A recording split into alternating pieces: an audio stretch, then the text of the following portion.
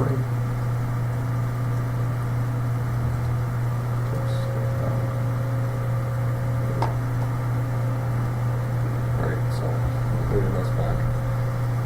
Alright, so let's create a quote for Ventra Grand Rapids. Who we gave just Judy around the room, we had to give them a random title. The VGR was already in the system. So was VPG, is what we called it before. They were both already in the system, so we should take VPG2, is what we called it. So go to Sales Management.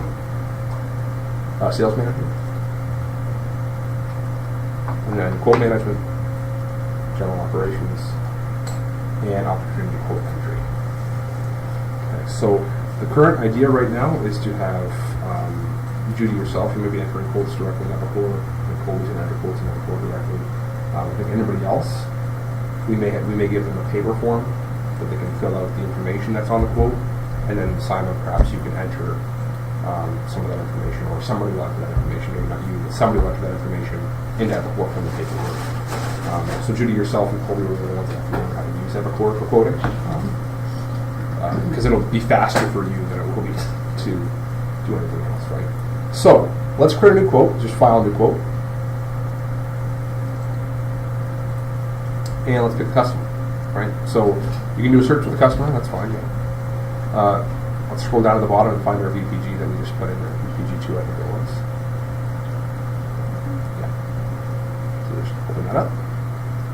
Right, so you automatically throw the sold to in there, right? So you see the sold to is VPG2, bill to is the same as sold to, and the ship to, that's what we talked about right away, right? So where are we shipping this? So now if you click on ship to, let's just, for this argument's sake, select the secondary one for the search.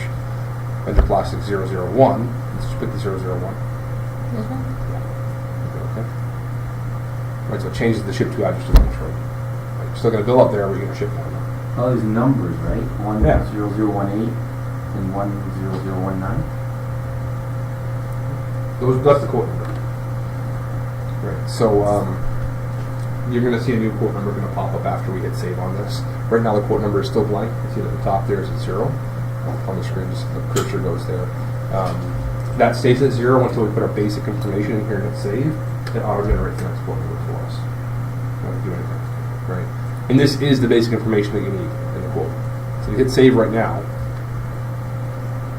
And generate a quote number for you. 10020. What's rating? Customer rating, right? Just how do you think this quote's going to go?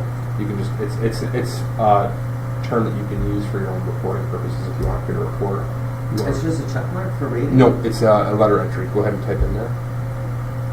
Go ahead. Can you try to So put do we A? have to define like ABC or No. 100% or what? Like, No, this is literally just for if you want to put ABC codes in here for your customers, you can, and you can build a report on that if you want to on the outset of this, right? So you can have a report that shows all the quotes by rating or something like that, right? Maybe your rating is what you'll feel that you're going to win this quote. All the A-level quotes we think we're going to win, all the B-level quotes we think we're going to win. So we have to define whatever we put in. You define yourself. A equals exactly, right? And then whatever. Exactly. And B equals whatever equals we're whatever. entering in there. We have to have defined somewhere. and actually it's not even defined anywhere. You just define for yourself. You can put whatever you want in that rating category, that rating spot. Right, but So just like, internally, yes. If it was Colby and I that were rating If you're going to the rate things quotes, then yourself, Colby and I need to come up with some type of some sort of thing. A equals Exactly. probably not going to get it or whatever. Whatever. We quoted it high or something. Something. We just need to have some kind of legend that you for what we use. put in. And you don't have to put anything in there. It can be one. No, but it might Yeah, be. it might be useful. It might be useful. Yeah. What I like to use more is these ones here. Best case, worst case confidence percentages. Mm-hmm. Right, because this allows us to output there's a different dashboard called the You can- salesperson workbench. And Shows you you can print a report. you print a report that shows future dollar values based on the percentages. Mm. Right. All right. So automatically everything's selected for you. You can change the currency. The currency is based on the customer. If you want to quote Canadian dollars to a U.S. customer, you can. But it auto defaults to It their defaults location. to the customer's location. Okay. All right. So let's change the primary salesperson on that to the house account. Go ahead and hit save on that, and we'll add a reminder quote. Right, so Venture Plastics Grand Rapids wants to put in a new part. Let's get a new quote. So let's go file a new quote, or rewind, sorry. Did you say new what? New Line. Let's go to the line tab. This is where our line information is stored, right? So we have to give it a part number. So click on, we're not going to search for a part. So when you're quoting things, if it's a part that you've never quoted before, you'll never search for the part. Or you'll only search for the part if you've quoted it to them before and you just want to put a new quote with a new price tag out to them, or they want to reconfirm something or We something along could those lines. search for a quote, a previous quote. though. You could search for If similar it's a part. similar part. Yes, you and could. similar- Yeah. Similar press and. So, but I wouldn't even do that here yet, right? This right here at this point, I would enter what is the part number we want to show up internally in our database when we're working on this. What's that part number that we want to see, Mhm. right? So, for now, let's go ahead and put a part number in there.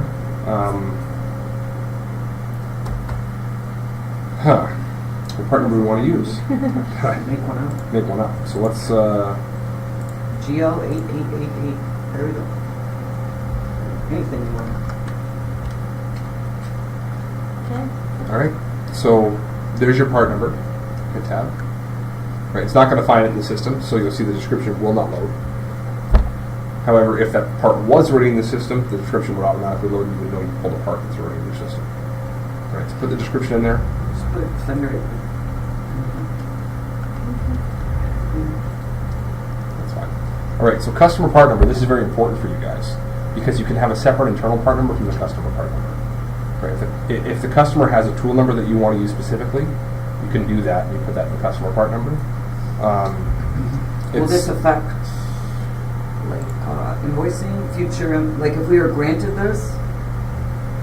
No, Does it show on the invoice or? the customer part number will show on Nicholas? the customer part number will show up on the quote, it will show up on the order, and it will show up on the invoice. Pick list internally will show So, your part number. What about the part number share? Where's that going to show up? The This GL one here? we entered, yeah. The GL888 Yeah. that shows up on anything internal, all your jobs internally, all your pick lists internally, where you're moving, transferring materials back and forth. If you're looking at an inventory count, that's where this part number shows up. Where do we put tool number in? So right now, the idea was that we may use customer part number as tool number. If that wasn't going to be the case, we're going to create a field with tool number. Customer part number, if it's showing up on the invoice, is not a tool. We can't put the tool number in there. Okay, so if you don't want to use the tool number for the customer part number, then we'll create the tool number as a separate field. Right now, let's use a drawing number for the tool number. Yeah. All right, so yeah, let's use a drawing number for the tool number. So we'll go ahead and dump a tool number in there. Total Tool, sum. yeah, almost 7. There you go. So now, if I'm not mistaken, from my understanding from previous conversations I've had, the tool number is part of the customer part number, right? No. It's not? Okay. Well, Then I was wrong. it depends Okay. what Epcor is doing with that customer part number. Customer part number is what's actually, At the outset, the output, the piece of plastic that's going to the customer. you mean the label. The part number is on the label. But it could be on the label if It you want it need- to be. No, it is. Okay, so how do I explain this? So what you send to the customer, this vendor, this actual physical piece of plastic, what do they refer to that as? Well, they refer to it as description of vendor apron, and this is the part number, which it states on the shipper, the invoice. And that part number The is not actual- 1207. That's the tool number. That's a tool number, so it's separate from the part number Yes. completely. Yes. See, I thought that the part number was like 1207-R or something like that. Mark wanted to use that, but on a different line item, as when we create inputting jobs, right? Yeah. Because they need that tool number out on the floor. So that's how he inputted it. So if you want to backspace this, going with that idea that Mark had, let's do this.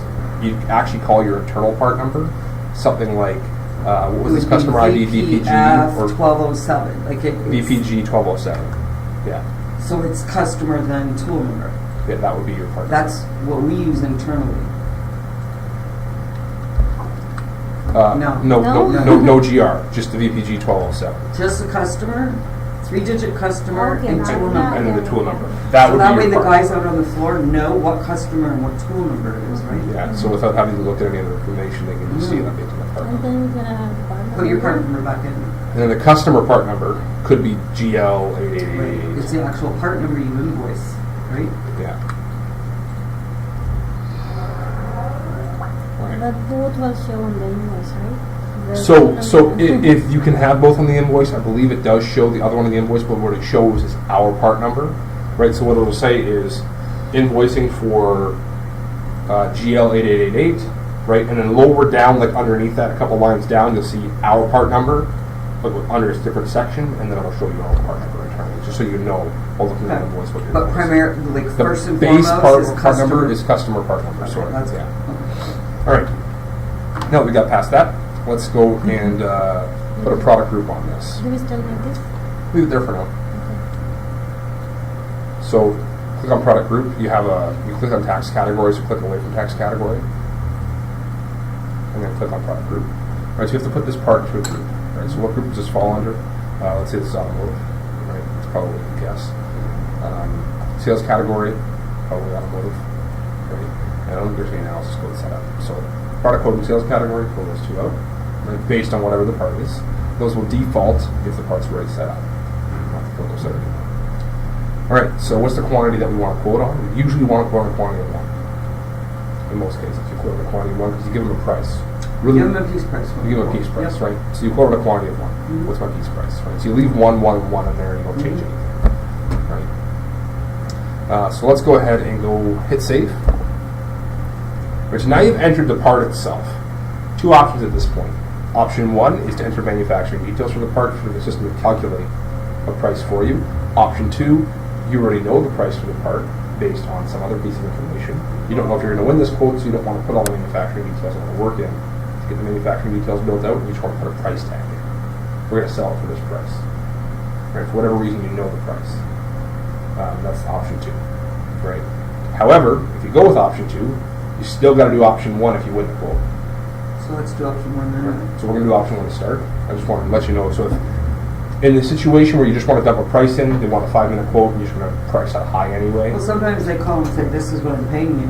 Yeah. No more, no less, and we agree to it. And So. that's okay, right? So then you just dump in where it says document Exactly. price. You just put that price tag in there. Right. So you send the quote. You don't put the manufacturing details in there at all.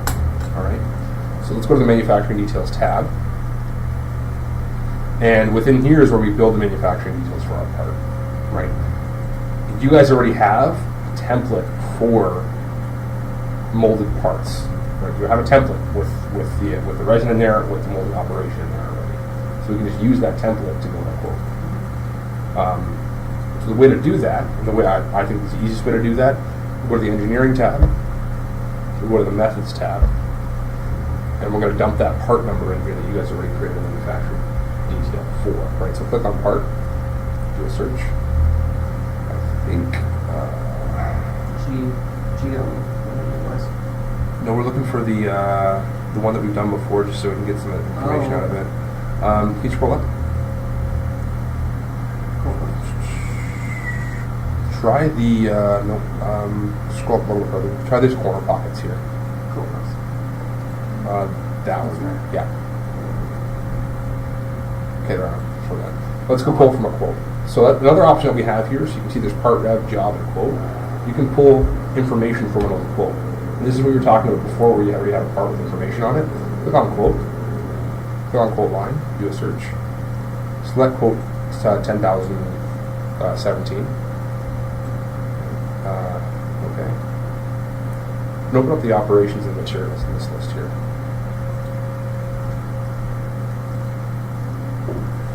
Right, so it looks like right now there was only one operation of material for this previous quote. Right, so this might not be the greatest example to pull from, but we're going to pull at least the operation in from it. So when we can do this is you just grab that molding operation. So just click on molding, the molding, the operations. Yeah, the mold, and drag it onto the operations over there. See where it says operations right here? Drag and drop onto that operation pad. Yep. No. So you see where the little plus button shows up? That means you can drop it. Okay. All right.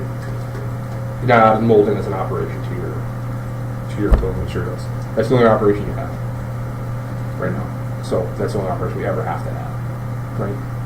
So what we'll probably do is we'll create a part called template. It'll be part number 1 or something like that. So you can click on the part rev here. You can just type in 1 and 1, and then get your base details for your molding operation. Can you back up a couple screens? Because there was a green tab that said template. A green tab that said template. Yeah. Do you mean like this template here? No, it was actual green. Well, no. So we were at parts, then we went to methods, then we went to parts. When we first, after we hit save, after we put a customer for the quote.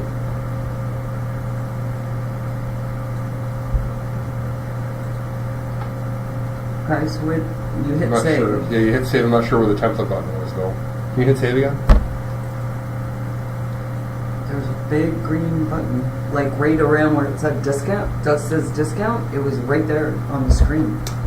There is one on the job level that does show Yeah. that. It's not on the quote level though. At the job level, there's a big green button. We with weren't the, in job level then. we weren't in job level. I'm not sure why that showed up, but it's what it is. It's the same thing as this template checkbox right here. It wasn't a checkbox though. It was. It's a green button, but Right. there's a checkbox beside it. And the checkbox just controls whether or not that button is actually green. That's what it actually is. I may be wrong with what we're looking at, but click on quote details again. We're going to have details. Go to quote details. Quote details. There. This button right here. Yes. This one. Yeah, so this is basically just a checkbox here stating whether or not this part is a template. Meaning. So, see how the checkbox is not checked? I'm thinking, if I check off the box there, go and check it for me. Hit save. Did it hit save? Okay. Can you go back? Hit refresh. Oh. So click on template now. So it's actually not a button. I know it looks like a button, but it's not a button. It's a label. But previous screen, you put a There check it mark is. in next to template. Yeah, so there it is. So it just wasn't refreshed yet. So what it shows It's you, showing that now it's a template. It's a template. Okay. Exactly. So yeah. we should save it as a template, no? In most cases, you want to save your parts as templates. Right. Yeah. So I was going to show you that at the end after we were done. Oh, okay. I just saw the button and come up, and then you went to the next screen and it was gone, and I'm like, Yeah. whoa, wait a minute. Why is it there? No, yeah. In most cases, you do want to save it as a template, right? But for these purposes, we won't right now, or we will, but I'll show you exactly where we do it later. Sure. No, it's all good. So we were. Let's go back to where we were. So we were at the engineering methods quote, right? So we got our operation from there, right? We could have gotten it from anywhere. I'll show you where we probably get our parts from. So go to our parts tab, right? And click on actions. Auto load engineering data. Load parts. This is going to load up every single part number in your system. And now what we can start doing is, if you know what type of resin this is going to require, I know there's one called Hyfax in here, right? So just on the part number here, start typing in Hyfax. Just type in HI. You see how it automatically starts sorting that list? Right? So we can just type in to sort down to the resin you need, and you drag and drop that resin onto the materials tab. So go ahead and drag and drop that resin onto the materials. Well, It's okay. It's okay. So It went there anyway. what you actually did was you dragged and dropped on top of the operation. So what that did was it linked the resin to the operation, right? So that's actually what we're going to do afterwards. So it's fine. You can drag and drop on top of the operation. It just links to it. So if you ever have a situation where you have two operations, be careful where you're dragging the materials to, because it will require it for that operation. Right? If you ever have an assembly operation or something like that. All right, so we have our Let's say material. we don't want to drag and drop. How do we do it then? You don't want to drag and drop? Drag and drop is easier than anything else. I'm just asking Alright. just to know. But if you don't want to drag and drop, you can right click on materials. You can right click on materials, Okay. add material, and you have to search for the part. So click on part, on search, find the part that you want to add. Just add Hyfax again. That one's fine. You hit OK. Right? So then it shows No, the no, material. Then I copy and need to paste. save I'm it. all And you in. need to save. Copy, Yeah. paste, drag and drop. Right. So yeah, I show drag and drop because it is the simplest option. It is. Right. If you don't find it the simplest option, if you like to right click add material, that's fine. I'm cool with that. I don't want to know both. Yeah, that's fine. So can you go ahead and just delete that extra material? So right click on it. This one? Yeah, right click on it and just hit delete. So now that we came back, so let's go back to where we were. So we're still in here. We drag and drop over, right? Notice the little zero beside the Halifax means you have no material selected yet. We haven't put a quantity in, right? So we added the material. We haven't told it how much we need, right? So let's add how much we need. So click on quote details, and our quantity parent. How many pounds of resin do we want? Now, it's based on one? Shot weight. One. One. And it's Shot weight. based on shot weight. Just put one in. For 1 pound. Sounds good. Right. Unit cost is based on your average cost. I believe we're using average. It's based on your average cost for material, so you shouldn't have to enter unit cost unless it looks crazy. Right. So if that unit cost at $300 per pound for resin, you'd be like, yeah, that's wrong. Right. We'll find a realistic unit cost to put unit cost in. So if you can change unit cost, if you know the cost of resin is going up in a bit, go ahead and dump it a little bit more higher cost to make the quote look a little bit more expensive. Right. But this will use your average cost that's saved in the database based on your previous purchases for this resin. All right. So we added our quantity for our material. Let's click on the operations. What's the make direct? Make direct is something that you guys actually, I don't think will ever have a use for, but I'll explain it. Basically what it does is if this was a material that had to be built or made, this would require another job to make this material for this job, right? So again, We do have jobs like that where I have to make one part in one press, and then that part. becomes a part of another press Yeah. or another part of another part. Yeah. So if you have a job like that, you could do something like that, where this is a make direct part, right? And then what happens is it actually sets out a second job and says, hey, Yeah. create this job to make this part, which is a Cool. material for this part. We're running right now. That's an example of this. So you could do that. We make, there's first shot, we make this part, And then you put it into the second part. after and the we second put part. it into the mold and mold the second part around it to make one So it's a part. material for the last part, with the end of the part. And it's two different materials for each part. So that would be an example. So yeah, I was totally wrong there. So that would be an example of where you might use make direct. So that would pop up a job suggestion to create a job to create Halifax in this case. Right. So it wants you to make Halifax for this job because it's make direct. Right. So it wouldn't be high. You'd have like whatever part number. Part number. Yeah. Right. But that's what it But would do. is there somewhere in Epicor where you're able to link those two parts together? Yeah, so what we would do is actually, on something like that, we'll create an engineering bill of materials that follows the same structure, Mhm. but it'll be linked to the part directly as a revision. Right? So you'll have one part number for the final part and one part number for the internal part. Like AB? Right. Might Pretty much be same part number, AB, but AB. but AB, exactly. And B Okay. would be the lower level part. Yep. And then the bill of materials, part B is a material for part A. And part B has its own bill of materials with its Right. own resin hours. Right, so it would actually have two levels. And how does that affect invoicing? Because we invoice. Just for part all. A? That's right. That's fine. Yeah, because with this. Or part B. It would be part B, right? Yeah, We whatever. make A first. Yeah, Apply you it to- invoice part B, that's fine, that'll work exactly as you want it to. Right, so your order and your quote will show, I'm selling 1,000 of part B, Completed part. completed part B, that's it. Right, and then when you get the order, the jobs would say, hey, you have to create part A First. first to make part B. Right. So it puts it So over. you wouldn't really, would you create two quotes? No, No. you create one quote. One quote for finished Makes part. sense to me, that's why Yeah, one Yes, quote but per part. like, how Right. does it link Yeah. it for jobs out on the you floor? actually have to have two jobs. because you need one, Invoice. the jobs are different. Because it's the two quote is- different molds Exactly. in two different presses, right?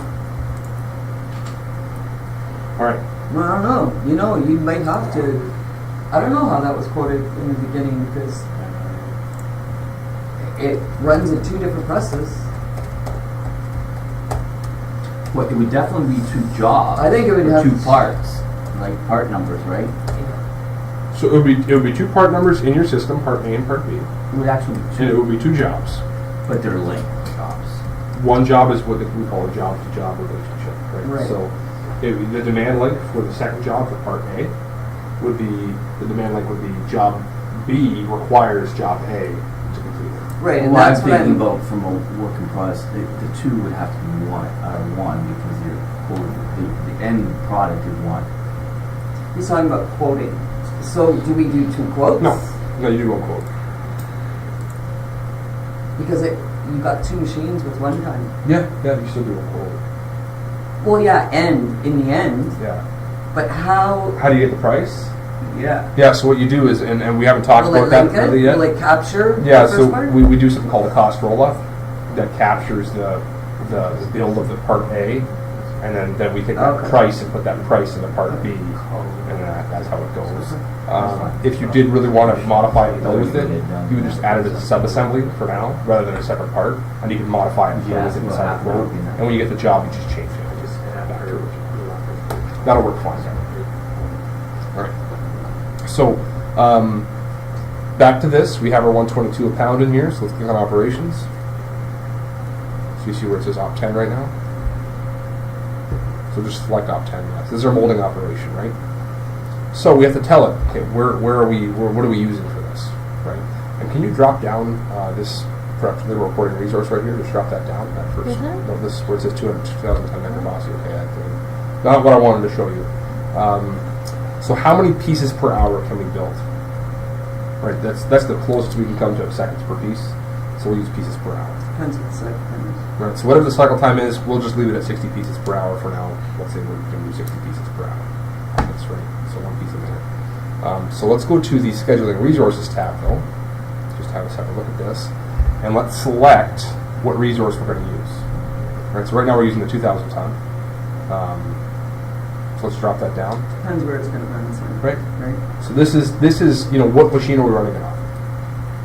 Right. So you select what machine you're running on because that controls the burden labor cost Per hour. per hour per machine. Right. So let's say for example we're running 1,500 ton rather than 2,000 ton. Doesn't mean it can't run 2,000 ton later. It just means where our costs come from. Right. The labor rate changes. So the labor rate's 22, burden rate's 150. Right. If you were to drop this down to the 200 ton. 200 ton? No, Sorry. 200 ton. It looks like no burden rate was put in for the 200 ton yet, so that'll have to be entered at some point in time. Labor rates is standard at $22. Labor rate standard is as a 22. No matter what cost it runs. Yeah. And let's say you weren't happy with this. Let's say, hey, burden rate should be $100 an hour or $80 an hour, right? Click override rates. And put $8 an hour in there. Right. This doesn't mean that for costing it'll be $80 an hour. This just means that for quoting it'll be $80 an hour. Right. So we're selecting the machine we're running in. We've told it how many hours it's going to take to run. So we come back to the detail tab quickly. The only thing we haven't set yet is how much time it's going to take to set up the machine in the first place. You guys don't have an actual cost for setup, but we do put the number of hours in there so it can be allocated on the schedule for the actual setup of the machine. Yeah. And standard should be 4 minutes. 4 hours. So put 4 hours in there. Or we would 90% of the time be ahead of schedule, but giving yourself 4 4 hours. hours It is depends what press it is. If you're what press do we have this going? this is the 200 ton. So That would be an hour, but So- I would put 2 because I'm like I have to factor in safety. So when we're talking about later on, if somebody is creating some of these quotes on paper, these are some of the fields that we want to make sure we have on there, right? For that paperwork to be created. Or if they're creating an Excel, maybe you can just change the output of the Excel file, right? So go ahead and save this. Yeah, but this is for the scheduling. Right? This is for scheduling. That's why we're putting those hours in there. Yeah. And also so that when it does become a job, so that whoever's setting up the machine has something to clock into. Or getting clock into the job to get their paperwork for the And setup. 2 hours is reality because by the time they pull it out, you get the next one in and get first shots off and start packing, it's 2 hours. 10 years. Right. Okay. So that's it. We've created an operation. We've added our material. That's all we need to do to get our manufacturing details built up. We have to put a price on this now. Right. Is that 2% scrap? What's the 2 in there scrap? 2% scrap on So- labor. Yeah. So that sorry, actually, that's something else that we should have talked about. How much labor is going to be scrapped? Right, 2% labor now. If you go to the Halifax material, there's a scrap percentage as well that we did not fill out. What's the scrap percentage on material? So about 3% before. What was it? 2%. Is that what you use for quoting? All right, so put 2% in there. Because when I use the MRP, it's already in there. So go ahead and save. Right, so we put our scrap in there for our labor and for our material. So let's go to the worksheet and see what we're at for price. Right. Obviously, this isn't a part you actually make, so we have no clue how close this is to real pricing. Did you not save the burden price before? Click on manufacturing details. Go to operations. Go to scheduling and resources. Yeah, click on override rates. And put $80 an hour in there, or whatever your burn rate is for. Let's see. And then hit save. Alright, so now go back to the worksheet tab. Alright, so within the worksheet tab you can see the burden, the labor, the material, the subcontract, the material burden, if there is anything, for this specific part. Right, so right now, we're thinking it's going to be $4.13 per part to make these things. Right, that's what we should sell them for. Our cost on this is going to be $3.50. And what's the quoted markup in a negative for? This one right here. So right now, our quoted unit price is $0, and hence quoted markup negative 100%. Okay. So if we give this away, we're going to lose 100% of our money. Right, that's kind of what that's telling us. So go ahead and put a price tag. Let's say they said we're doing it for $4. $4 is it. That's what we can do it for. I'm not paying more than $4 a piece for this. It says $4.12 here, so go ahead and put $4 in our quoted unit price. Hit tab. So our quoted markup is actually 34%. On this, and our quoted profit would be 25%. Is our cost. That makes sense? Sure, but if it calculated our quota for 12, why aren't we putting 412 in there That's what you would put in there. as the quoted unit price? You quoted unit price. You should put, so go ahead and put 412 in there. And actually, can you get rid of the 15% commission? I'm not sure why that's there. I thought I wanted to have a high number in here. So just hit 0 on that and tab. We're going to get a better number than 412. 350,040. So put 350 in there as your price. Tab. So 17.51, 2% markup, or 14.90% profit. Right? So what you wanted was 15% profit across the board. You know that because you have this little button right here marked off as profit, and you have 15% down the board. So 15% profit across the board. What you're getting is 14.9% profit based on the fact that you didn't go to 3.504, you go to 3.4. What, 15% profit across the board on material? Well, you might not. You might not, but yeah. They added SG. Pardon? They added SG. We added SG&A to these numbers. Altogether. That's why it's 50%. Yeah. So it's actually like 7% profit. 8% SG&A. Yeah, so these numbers Remember are when we had that, are it was we couldn't get it towards, we did that. Yeah, we did 50% across the board for SG&A plus profit. There was another field in here, however, that we added. Was it freight Yeah. Mhm. Or delivery. or delivery? So let's go ahead and add that line in there. Coplus, Simon? You have to add the freight in there. Yeah? Yeah, so type in freight. We pay for that freight. That's why we get invoiced from Hunter. That's the only freight we pay for. And it's 24 cents a part. And in the cost here, it's 24 cents a part, so 4.24 for now. So your piece price, so get rid of the 15% on that because you're not going to mark up your freight. Hit tab. All right, so your piece price should actually be 3.74. So go ahead and change that piece price.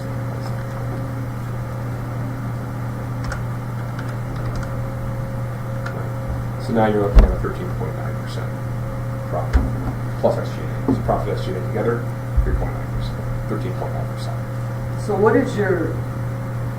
what's the goal for quoted profit? 7%.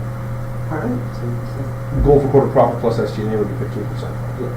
So the goal that you're looking for here now is 15% for profit. So why isn't Actually, It isn't. doesn't look like Put it in much. 3.744.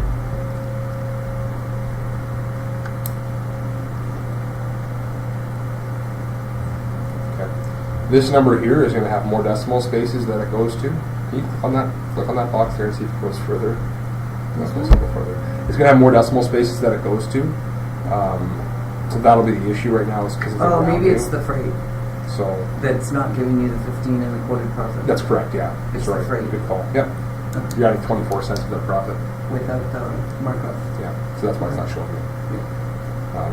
So if you wanted 15% profit across the board, you could put 15% on freight, and then see the profit across the board and go from there.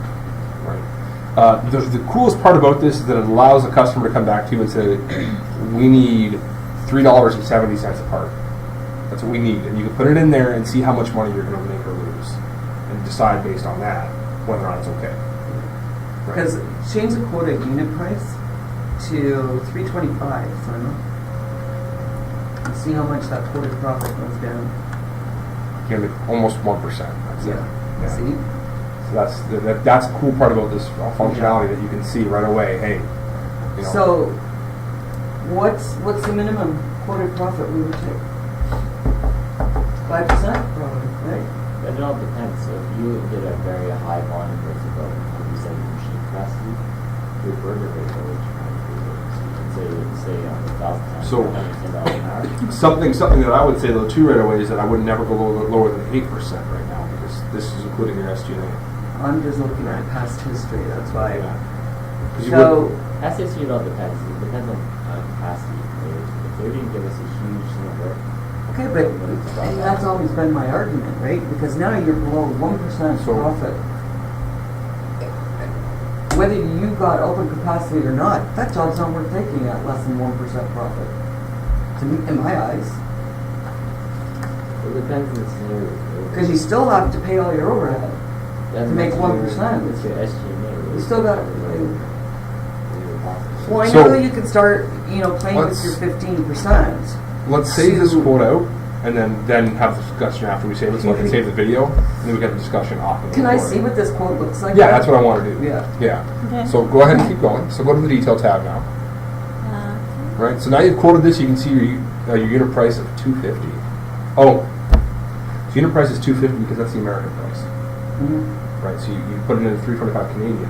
You're going to sell to them in American, so it's $2.50 American. So let's go ahead and check this quote line off as engineered. Go to the summary tab. Mark this quote as quoted. And note that right when I check that engineer checkbox, that's usually when I check my template checkbox as well.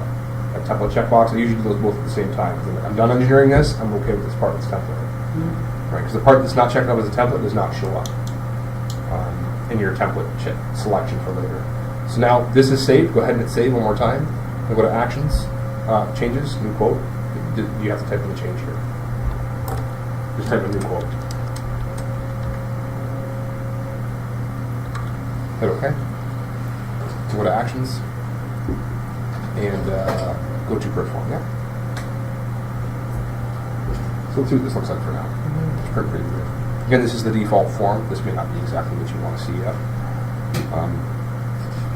But so after this quote, it's going.